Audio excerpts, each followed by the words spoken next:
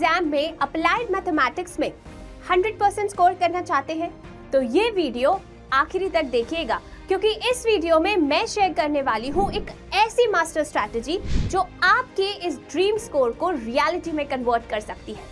So welcome you all in class 12 next top is commerce, जहां हम देश का भविष्य बनाते हैं। और मैं हूं आपकी अप्लाइड मैथ्स की एजुकेटर कोमल गैमलानी संतानी उर्फ आपकी अपनी केजीएस। तो फटाक से समझते हैं कि क्या है वो स्ट्रैटेजी।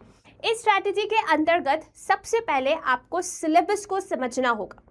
मेरे बहुत सारे बच्चे ऐसे हैं जो अभी तक हाफ ईयरली एग्जाम्स को बहुत कैजुअली ले रहे हैं। यार हमारा टारगेट तो बोर्ड एग्जाम्स है, तो बेचारे अभी तक सो रहे हैं, पता ही नहीं है कि हाफ ईयरली एग्जाम में क्या आने वाला है। तो बेटा अगर अभी तक सो रहे हो तो जाग जाओ और सबसे पहले ये पता करो कि हाफ ईयरली एग्जाम में अप्लाइड मैथमेटिक्स में कौन कौन से चैप्टर्स आ रहे हैं। बहुत ही सब्जेक्टिव क्वेश्चन है ये, क्योंकि ये पर्सन टू पर्सन वेरी करने वाला है। कुछ स्कूल्स में कैलकुलस पोर्शन आ रहा है हाफ ईयरली एग्जाम में, कुछ स्कूल में नॉन कैलकुलस पोर्शन आ रहा है।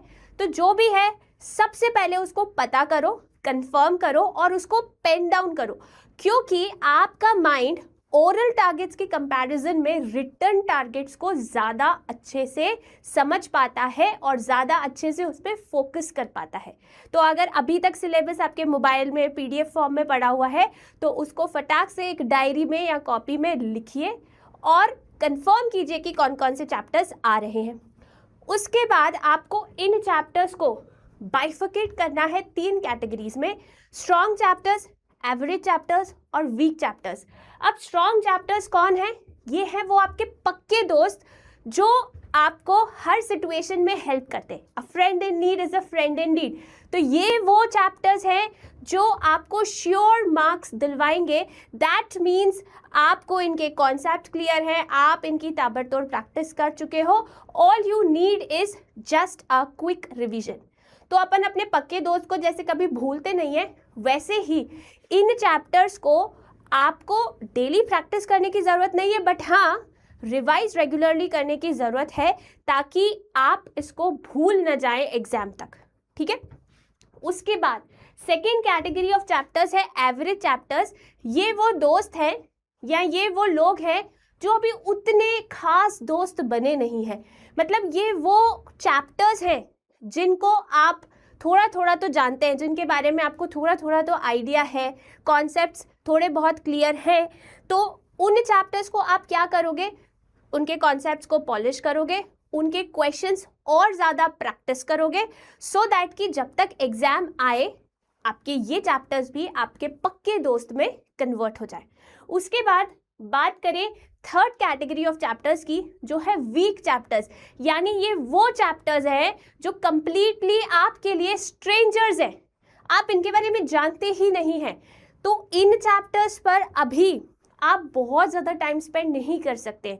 What you can do is कि आप इनके बेसिक्स पढ़ सकते हैं और इजी टू मॉडरेट लेवल के क्वेश्चंस आप इनके सॉल्व कर सकते हैं, ताकि इन चैप्टर्स में से अगर easy to moderate questions exam में फंसते हैं तो आप उसको अटेम्प्ट कर सकते हैं।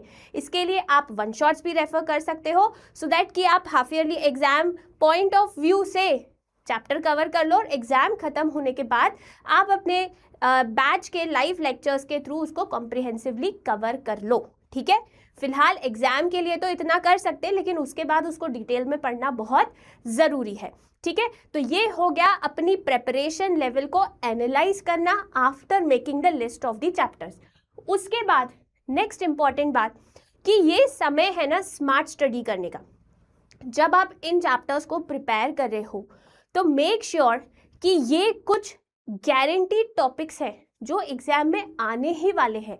इनको बहुत आप सिंसियरिटी के साथ प्रिपेयर करोगे, क्योंकि 100% इन टॉपिक्स में से तो आपके टीचर क्वेश्चन देंगे ही देंगे। तो कौन से हैं वो टॉपिक्स, फटाक से एक बार देख लेते हैं। यूनिट 1 की बात करूं तो मॉड्यूलो अरिथमेटिक में एक्सपोनेंट प्रॉपर्टी वाले जो क्वेश्चन है वो 100% एग्जाम में आते ही आते हैं। तो मेक श्योर कि वो अच्छे से प्रैक्टिस कर ले। उसके बाद रिपीटेड डाइल्यूशन के क्वेश्चन आने ही आने हैं एलिगेशंस एंड मिक्सचर में। फिर आपने पाइप्स एंड सिस्टर्न में पार्शियल टाइम वाले क्वेश्चन किए होंगे कि पाइप ए कुछ समय के लिए ओपन हुआ, फिर वो बंद हो गया, फिर पाइप बी एक्टिव हो गया। इस तरीके वाले क्वेश्चंस ट्रिकी होते हैं, तो अगर मैम का मन किया कि एग्जाम में कुछ तूफानी करते हैं तो ऐसे वाले क्वेश्चंस दे सकते हैं वो। और अपस्ट्रीम एंड डाउनस्ट्रीम तो एक ओपन एंडेड टॉपिक है जिसमें से ईजी से मॉडरेट लेवल के क्वेश्चन दोनों आ सकते हैं। ठीक, उसके बाद बात करें न्यूमेरिकल इनइक्वालिटीज में, तो इसमें एएम और जीएम के बीच में जो रिलेशनशिप बेस्ड क्वेश्चन थे वो एग्जाम में आते ही आते हैं। उसके बाद मॉड्यूलस फंक्शन हाईली इंपॉर्टेंट, इसमें से ग्राफ आना बहुत रेयर है क्योंकि ऐसे ग्राफ वाले जो क्वेश्चंस हैं वो एलपीपी में ही ज़्यादा पूछे जाते हैं। तो अगर आपके सिलेबस में एलपीपी है तो इस चैप्टर में से ग्राफ को उतनी इज्जत मत देना, वहाँ से ही क्वेश्चन आना है ग्राफ का। ठीक है, उसके बाद थर्ड चैप्टर की बात करूँ तो मैट्रिसेस। मैट्रिसेस ऐसा चैप्टर है जिसके बेसिक्स में से एमसीक्यूज बहुत ज़्यादा बन जाते हैं। ठीक है, जो 1 मार्कर्स होते हैं वो मैट्रिसेस के बेसिक्स में से बहुत ज़्यादा पूछे जाते हैं, स्पेशली ऑर्डर रिलेटेड जो भी क्वेश्चंस थे वो। फिर उसके बाद मल्टीप्लिकेशन ऑफ मैट्रिसेस से रिलेटेड प्रॉब्लम सम आना ही आना है।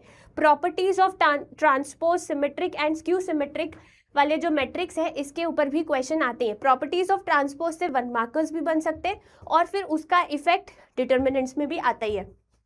नेक्स्ट चैप्टर 4 की बात करें तो डिटर्मिनेंट्स में properties of determinants, adjoint and inverse, 1 marker 2 markers आते ही आते हैं इसमें से। फिर मैट्रिक्स मेथड और क्रैमर्स रूल में से एक क्वेश्चन आपको मिलेगा ही मिलेगा, यूजुअली आपको ऑप्शन में दे दिया जाता है, तो ये तो बिल्कुल छाप के जाए दिमाग में। उसके बाद डिफरेंशिएशन की बात करें तो पैरामेट्रिक फंक्शन का क्वेश्चन रहेगा ही, इजी लेवल के क्वेश्चंस ही होते हैं उसमें।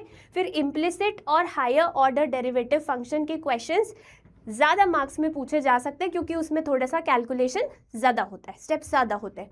उसके बाद एप्लीकेशन ऑफ डेरिवेटिव्स की बात करें तो फॉर श्योर मैक्सिमा मिनिमा से रिलेटेड क्वेश्चन आपको मिलेगा ही मिलेगा पेपर में। इकोनॉमिक टर्म्स रिलेटेड कॉन्सेप्ट, मतलब जो कि आपके marginal revenue function, marginal cost function, इन सब से रिलेटेड जो क्वेश्चंस आप पढ़ते हो एप्लीकेशन ऑफ डेरिवेटिव्स में वो आते ही आते हैं फॉर श्योर। और उसके बाद है इंक्रीजिंग एंड डिक्रीजिंग, तो प्रायोरिटी पे इन दोनों को बढ़िया तरीके से कर लेना। ठीक है, तो अज्यूमिंग कि फर्स्ट 6 चैप्टर्स आपके स्कूल में आ रहे हैं as per the total syllabus, तो ये उसके कुछ इंपॉर्टेंट टॉपिक्स हैं जो आपको प्रिपरेशन करते टाइम बहुत अच्छे से प्रिपेयर करने हैं। नेक्स्ट इंपॉर्टेंट बात बेटा ये है कि आपको ना प्रैक्टिस और रिवीजन के बीच में ना बैलेंस बनाना बहुत ज़रूरी है। क्यों? क्योंकि अब एग्जाम पास में है तो आप लगे हुए हैं ताबड़तोड़ प्रैक्टिस करने में। उसकी वजह से क्या होगा कि जो चैप्टर्स आप कर चुके हो उनको रिवाइज करने के लिए आप बोलते हो टाइम नहीं है, लेकिन अगर आप ऐसी मिस्टेक करोगे तो आप करे कराए पर पानी फेर रहे होगे। तो एक बैलेंस बनाना बहुत ज़रूरी है प्रैक्टिस और रिवीजन के बीच में। और इसके लिए सबसे इम्पॉर्टेंट बात कि जब आप प्रैक्टिस कर रहे हो क्वेश्चंस को तो आप एक अपनी मिस्टेक बुक बनाइए और जिन जिन क्वेश्चंस पे आप अटके या आपको कोई पॉइंट ऐसा लगा कि यार ये तो बहुत अच्छा पॉइंट था, ये एग्जाम में पूछा जा सकता है ट्रिक करने के लिए, वो आपने वहाँ लिख दिया। कोई क्वेश्चन आपने गलत कर दिया वो वहाँ आपने लिख दिया। और फिर जब एग्ज़ाम टाइम आएगा तो इस बुक को ज़रूर ओपन करें और इसमें से रिवीजन करके ही एग्ज़ाम में जाएं। प्रायोरिटी दे इस मिस्टेक बुक को क्योंकि ये आपको बहुत सारी ज्ञान की बातें बता के जाएगी एग्ज़ाम के समय पर। उसके बाद जैसे ही चैप्टर कंप्लीट हो रहा है 1 पेज समरी नोट होना ही चाहिए, भले अभी रफली बना लो, लेकिन इन 1 पेजर्स के थ्रू ही तुमको बीच बीच में रिवाइज करना बहुत ज़्यादा ज़रूरी है, नहीं तो फिर वही गजनी बन जाओगे। जो चैप्टर्स आते हैं वो भूलते जाओगे प्रेशर के चक्कर में, या एग्जाम्स दूसरे सब्जेक्ट्स पढ़ रहे होगे तो ऐसा लगेगा कि पुराना भूल जा रहे हैं। तो ये चीज़ ना हो इसके लिए 1 पेजर समरी नोट से रेगुलर बेसिस पर रिवाइज करना ज़रूरी है। इन शॉर्ट प्रैक्टिस और रिवीजन के बीच में एक बैलेंस बनाना बहुत ज़रूरी है। And last most important point कि खुद पर बिलीव कीजिए, ट्रस्ट योरसेल्फ।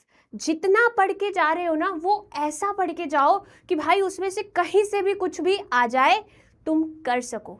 और जो नहीं पढ़ पा रहे हो, जो रह जा रहा है, उसकी वजह से उसके बारे में सोच सोच के कि यार मैंने ये चैप्टर छोड़ दिया, कहीं इसमें से कुछ ना आ जाए, ये सब सोचने की बजाय जितना पढ़ लिया है ना उसके ऊपर कॉन्फिडेंट रहो, उसको रेगुलरली रिवाइज करते रहो। और अगर जो नहीं पढ़ा है उसके ऊपर ज़्यादा फोकस करोगे ना तो जितना पढ़ाया है ना वो भी सब कचरा हो जाएगा। तो खुद पर यकीन करो, you are much more stronger than you think, remember that, ठीक है। And you all are my enthusiastic glucondis and you can achieve anything. So all the best for your exams and yes, highly important questions के लिए हमारी marathon में ज़रूर आइएगा, क्योंकि वहाँ पर आपके सारे एग्जाम में आने वाले क्वेश्चंस लीक होने वाले हैं। तो मिलते हैं एक और अमेजिंग वीडियो में। Till then guys, take care of yourself. Thank you so much, bye bye.